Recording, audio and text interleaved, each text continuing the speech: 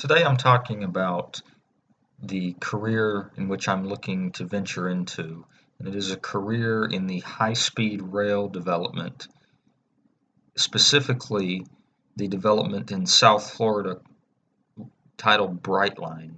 That is the company name, and they are a higher speed rail line, privately owned by the Brightline Corporation, that is starting service in May or June of 2017.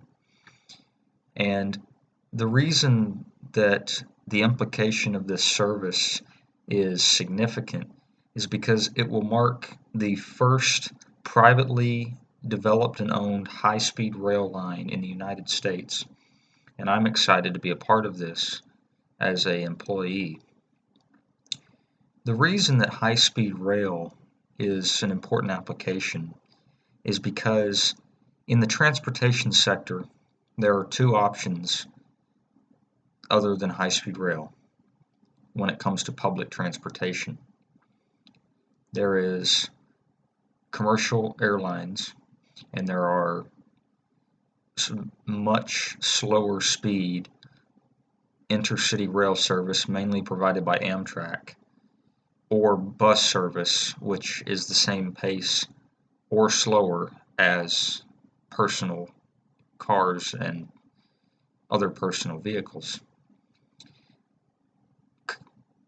As far as speed, airlines can't be competed with, but the price of airline tickets in today's market is so high that the value of the shortened route is diminished, and an alternative that has been found to be the most significant alternative, with evidence of its application in European nations and in countries like Japan and China, is high-speed rail.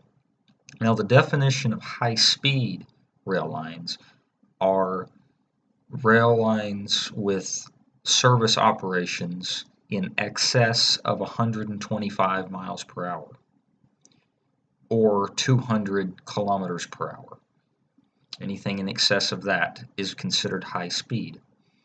Currently in the United States, there are many what are considered commuter lines, which are very short, very inexpensive, and most times slow services between one or two major cities.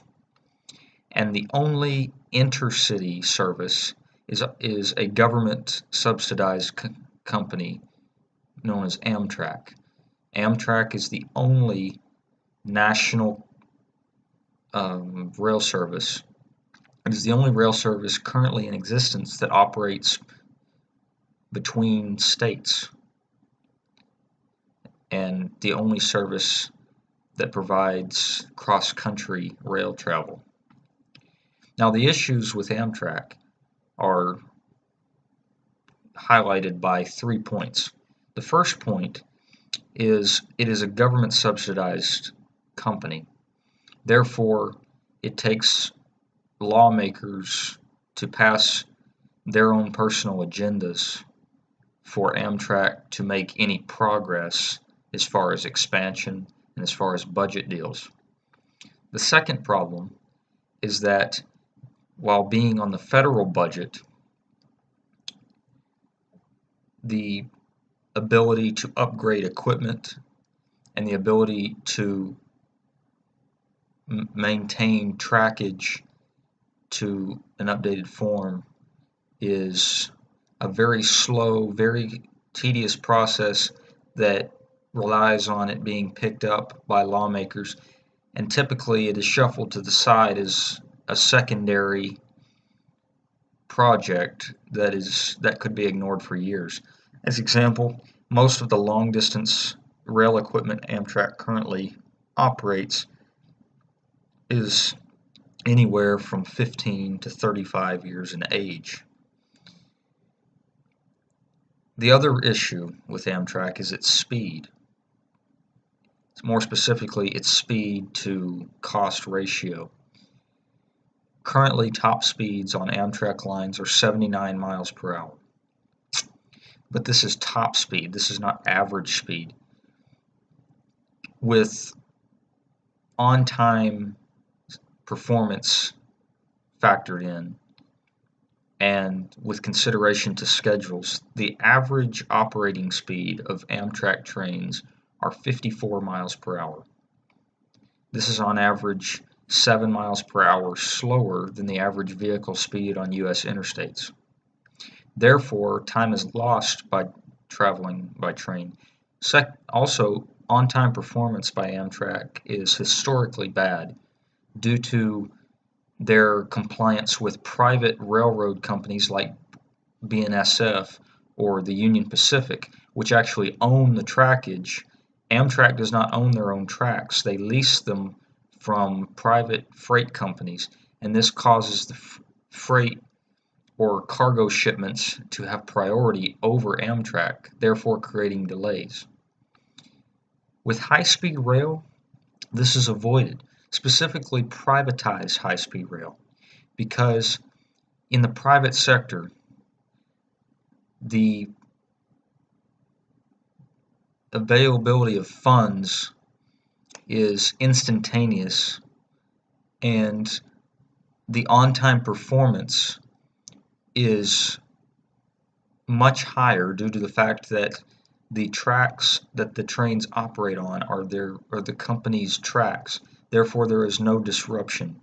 They have the highest priority, on-time performance, and they can completely expedite the processes of environmental studies and construction so that expansion and updates to their lines are done with incredible speed.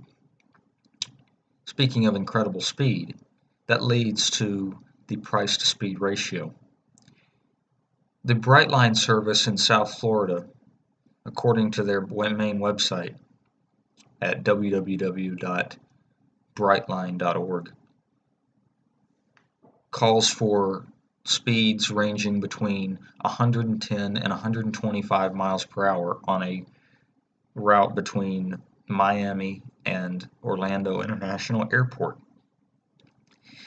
This same route by car on Interstate 95 takes on average 3 hours and 35 minutes to traverse by vehicle. Brightline's trains will cover the same route in just about 2.5 hours. That is an incredibly efficient route and well worth taking a vehicle off of the highway to not only remove the stress of driving, but also to remove an hour off of the trip. Also, it's inexpensive. The planned ticket prices for one-way travel between Miami and Orlando is planned to be roughly $72. Now, of course, this is more expensive than driving, but when you factor in the lack of stress of having to drive a vehicle and 1 hour saved, it is not even a contest. The other option is air travel, and air travel between Miami and Orlando on average from wheels up to wheels down is 50 minutes.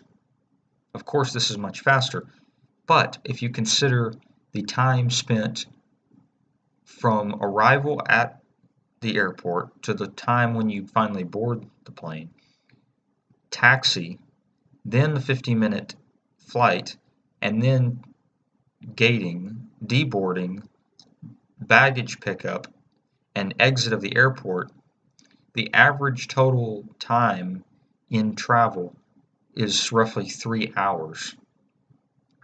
Therefore, the train is faster.